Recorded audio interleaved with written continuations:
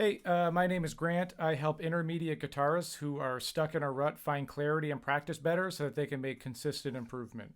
Where do I do this? I do it on a school community called Thriving Guitarist. Who am I? Well, I'm a guitarist. I teach private lessons and I also teach middle school music. And what is a middle school music teacher? It is someone who loses their hearing by the age of 33. Okay, so our central question today: how can you improve consistently on guitar? Not just a little bit now and then a year from now, a little bit more, but how can you do it consistently? The reason I think about this question is because I've noticed this really interesting correlation. Fascinating. On one axis, you have motivation to accomplish goals. On the other axis, you have time. So I've read the books and I've watched the movies and I've talked to probably millions of people. And here's what I found in this groundbreaking discovery. There's there's a chart that looks like this. When you start something new, you're more motivated to accomplish it. As time goes on, you're less motivated. Interesting. So I decided, wow, this is an outstanding thing I've noticed. I need to look into this a little bit more. So I did some rigorous research, which was about 2 minutes on Google, and I found this headline: 92% of people never achieve their goals. I didn't read any of this article, but I just screen capped it and put it here because I thought this headline says it all. It's from the esteemed publication called Psychology Today. It's written by Ruth Gautian, and Ruth is pro at optimizing success. So I feel very confident that this is true. This is correct, and it matches all my observations. Let's zoom in a little bit. We can go from human beings to guitarists. Why is it so difficult for guitarists to accomplish their goals? Well, look at this chart. Same trend, different axis here. On this side, we have interest in shiny new thing to do on guitar. Extremely common. We like novelty. We like new things to do. So we're motivated to do it. On this side, we have time, boredom, monotony, new shiny things. Even more shiny than the first shiny thing. So every time we encounter these, our interest in this shiny thing goes down. In the biz, we call this a plateau. If you hit this trend line with everything that you start, then you never get any better. Or in other words, you hit a plateau. So I went to reddit.com and I typed in intermediate plateau. And this is just what popped up. Look, everyone's talking about this. Everyone is concerned about this plateau business. It's a big problem. So what is the intermediate plateau? That's a bigger conversation, but in summary, it's this. You start your guitar journey from zero, from nothing. You have a beginner curriculum sequence. That means it's all laid out for you step by step. You can follow the steps, no confusion, easy peasy. As you get a little bit better, you need to start making some decisions. What kind of guitar player are you? Do you like blues? Do you like heavy metal? Do you like Euro, pop, synth, whatever? Whatever it is, that means your path is going to be a little bit different. So if you're an advanced beginner, then you have some choices in what you're doing, but you're still probably okay. You can still find a lot of stuff to guide you through a process. But the more times you branch off, the better you get, the more confusing it is. Because every time you branch, you have more options. And with more options, you get less clarity on what to do. So you're here, random lessons, tutorials, any random repertoire. It's all like, oh, where do I go? What do I do? So you start something, and then you don't finish it. And then you start something else, and then you don't finish it. And you've plateaued. You never get any better. Okay. So let's use a metaphor here. Guitar mountain. There's like, I don't know, this is a triangle, but on a mountain, there's many different paths to reach the top. Is there any one correct path? No. As long as the path goes from the bottom to the top, then it's a correct path. But then the trouble is, if you don't know how to navigate the path, that's where you hit this plateau. Whatever your current ceiling is on Guitar Mountain, you have three things to kind of worry about. The first is having a North Star that guides your guitar journey. That means you have some definite overarching goal. What's pulling you in a certain direction? Why do you even want to do this in the first place? Under that, you have being able to pick just right tasks that align with your North Star. And what this is about is even beyond a just right task. Do you have a just right project? Something that is going to be multiple tasks that will create an actual final result for you? And then the last one is, like I just said, the measurable result. You're actually making something. You're working toward a final goal. Something gets completed. Something is done. And when it's done, that means you've accomplished learning the skill or the knowledge or whatever it is to get that thing done. So you've gotten better. How do you go up Guitar Mountain then? Well, it's just a series of just right projects. You just need the very next one. Not too hard, not too difficult.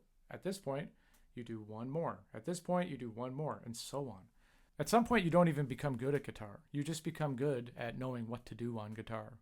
And then through that, everything becomes second nature, and you get more and more advanced. Okay. So I mentioned projects. That's what this is about. What is project-based practice?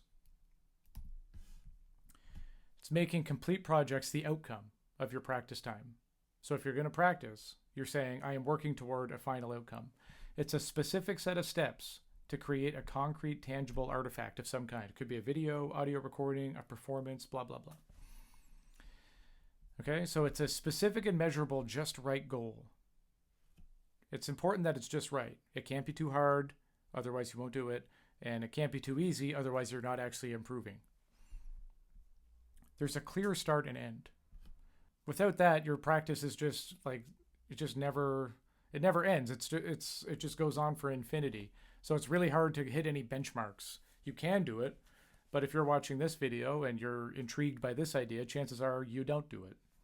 So this gives you that clear start and end every time. And then finally, it gives you a product or a concrete result.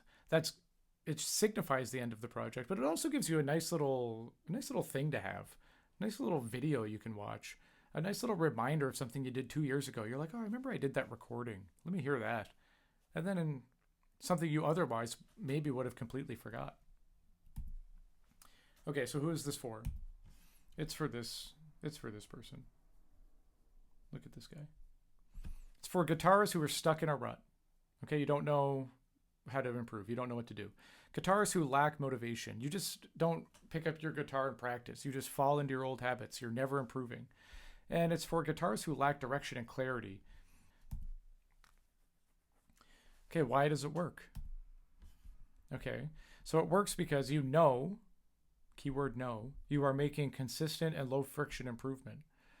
With a practice routine, you are pretty sure you're making progress, but you might not be. But if you actually complete the project, then you know you hit the tasks that were just a little bit above where you currently are. This works because you actually get to finish things. And when you finish something, you're more motivated to do the next thing. And then if you finish 2 things, you're even more motivated to do the 3rd thing, and so on. You start just building this momentum. That's the last one. You build momentum watching all your finished things pile up, and you not only get to enjoy having better skill, but you get to watch it grow in real time. So it's pretty nice. Okay, so I mentioned routines a few times.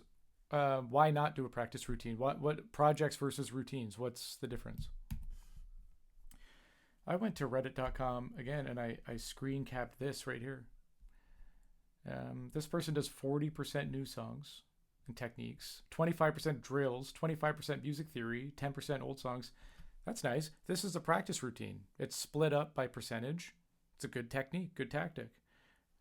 If this works for you, that's very nice.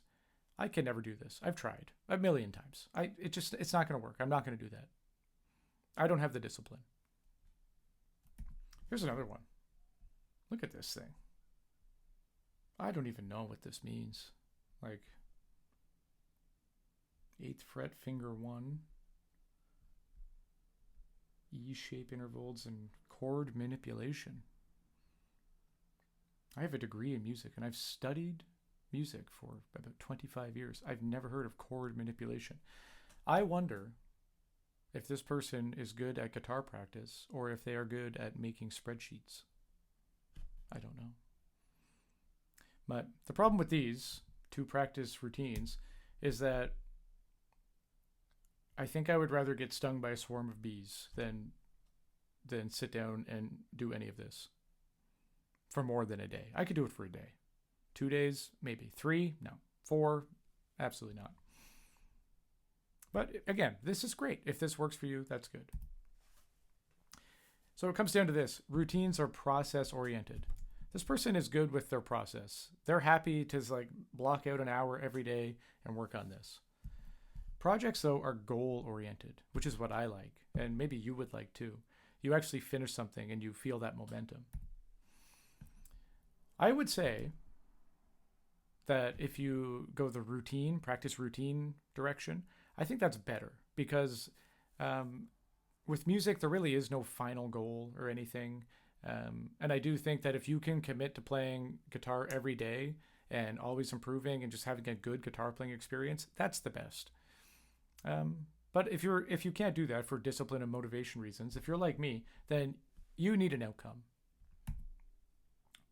So look at this. This is Outback Steakhouse, and just to give you a little story here, you could call Outback Steakhouse and you could say, "Hey, yeah, I want to book my shitty band to play at the Outback Steakhouse next month." And then the manager is like, "Yep, okay, we'll put you on next month." Good, sounds good. Okay, so you got the gig. Now that you have a final deadline, probably in the month between now and when you play your gig at the Outback Steakhouse, you're going to be a lot more directed on what you need to do. We're going to play for an hour. I need to be able to play 12 songs. I only know 6 of them, and I only half know the other ones. Am I going to be taking a solo on that song? I better make sure I know the chord changes. Am I going to be singing this one? Do I know all those lyrics? This gives you a very good reason to actually focus on what needs to be done and then get it done in time.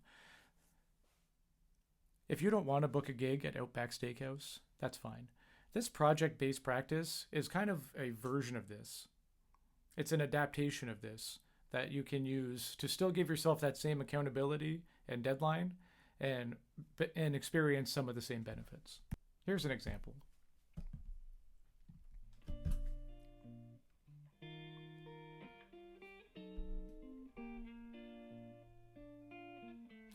Anyway, tune I like, Hymn to Freedom, Oscar Peterson, great record.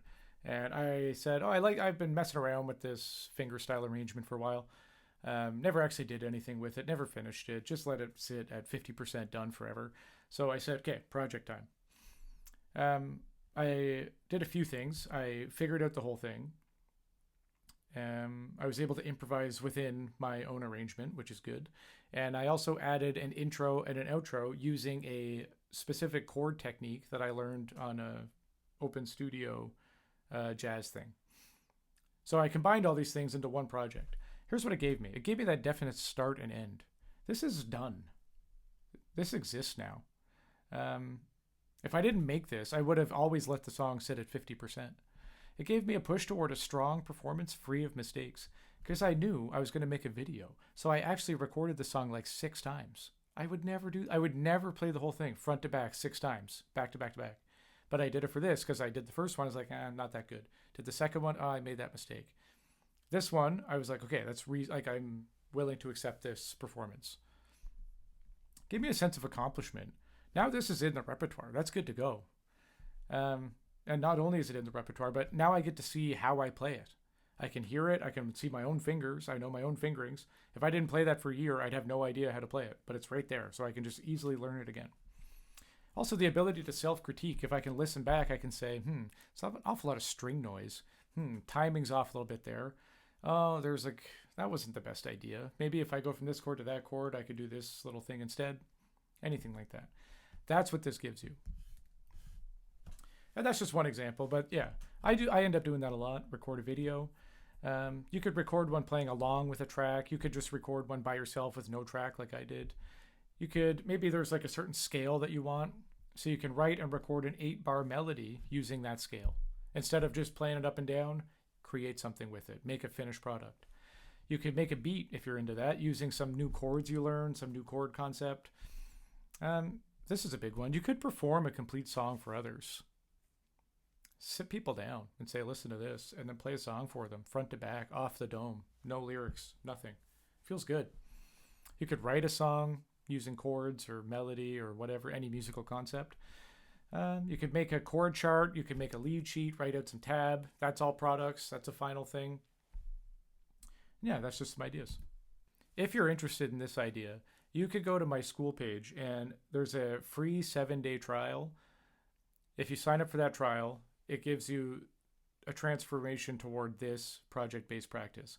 You get day 1, here's your tasks, do them. Day 2, here's your tasks, do them. Day 3, 4, 5, 6, 7.